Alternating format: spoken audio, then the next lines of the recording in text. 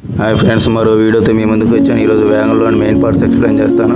ఇట్లా air hose pipes అంటారు. Air through ఈ పైపుల ద్వారా వెళ్తుంది.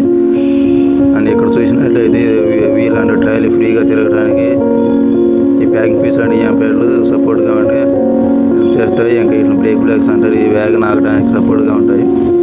వీటిని సబ్బర్ స్ప్రింగ్స్ అంటారు. వీటిని వ్యాగన్ వెయిట్ బ్యాలెన్సింగ్ కోసం వాడతారు.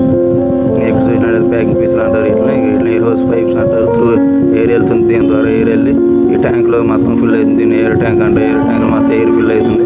సో దీని ద్వారా వెళ్ళి డీవీ అంటారు. దీని ఈ డీవీ అంటే ఎక్కువ ప్రెజర్ వెళ్తుంది. దీని నుంచి ఎక్కువ ప్రెజర్ వెళ్ళి ఈ ట్రాలీ ఈ బ్రేక్ బ్లాక్ అప్లై ఈ ట్రాలీ ఆగడానికి సపోర్ట్గా ఉంటాయి.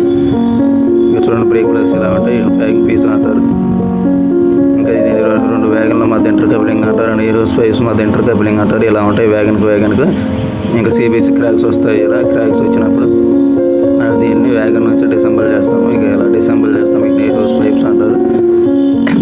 ఏ పాటు కాబట్టి డిసెంబుల్ చేస్తాం. ఇలా చూడండి, దీని సిబిసి అంటారు. దీని CBC super plate and pins అంటారు. ఇలా డిసెంబుల్ చేస్తాము.